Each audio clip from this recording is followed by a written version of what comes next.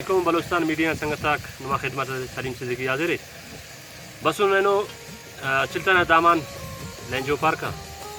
तो आना दे सके तो बस खुशी मनिंगटी तेरा सकाफती गिदान नथेडी तुलो को नक और दाड़े इधर से बिरयानी ये बेच करें उठक दस वो नफी मदद पुष्कुं करें उठक और तो नावार इंशाल्लाह दा कबद चिकन कढ़ाई पूर्ण कढ़ाई से मरे आवार और बाज खुशी मनिंग और बाज देना वतन देना इलाका चितुन और पिकनिक मनाफिंग ना बाज खुशी मरे और मोना में इंशाल्लाह नन नुमे निशान साकिने किनन तना बिरिंजे और तना कढ़ाई अमर तैयार किने रा किनन फीमा से पुष्कुं करें और तो खरुनी मिर्च शगाना खरुनी मिर्च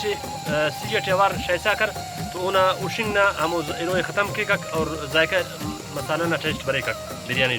तुम खनिंगुरे दा से फीमा से पुष्कुं मसर और तो नन बिरयानी मसाले नेम लुशाने वो खपत नन दा खीसुं कनिंगु फीमा से पुष्कुं मसुनो और ओटन चे अलका दीर शाने अन्ना खस के दा मसाला बिसिंग मरे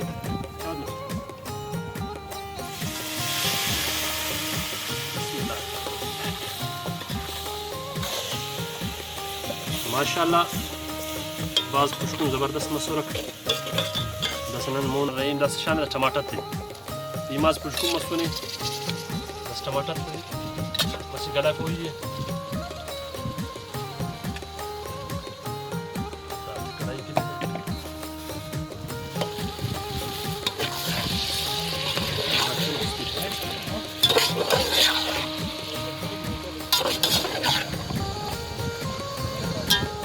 दिमाग पुष्कुं मसूर को कपन मिर्चत शागा मिर्चत मच्छी पुष्कुं करें ना तो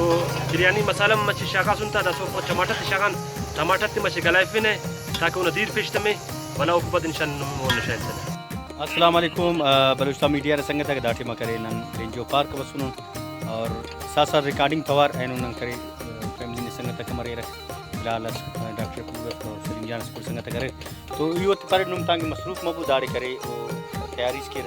नंग के ऐसे बिरयानी स्कीर और बिरयानी तो कढ़ाई स्कीर तो मुस्ती करे ये कावे लिंजो पार्क ना अमी कुंडा के मखलूक गिदान थी चूलो के मखलूक पिकनिक करेंगे तो सेल सवाद के बसुने लिंजो आ तो इनमें खबर एक बल्लू वक्त से हम पद कोरोना हम पद मखलूक करे दास ऐसे करे तेना फैमिली तवार करे पिकनिक पॉइंट अथेंगे तो एन वनाड़ बसुन तो मुस्ती इंशाल्लाह करे दाड़ू के अंत तैयारी मनी तुम निशान इतने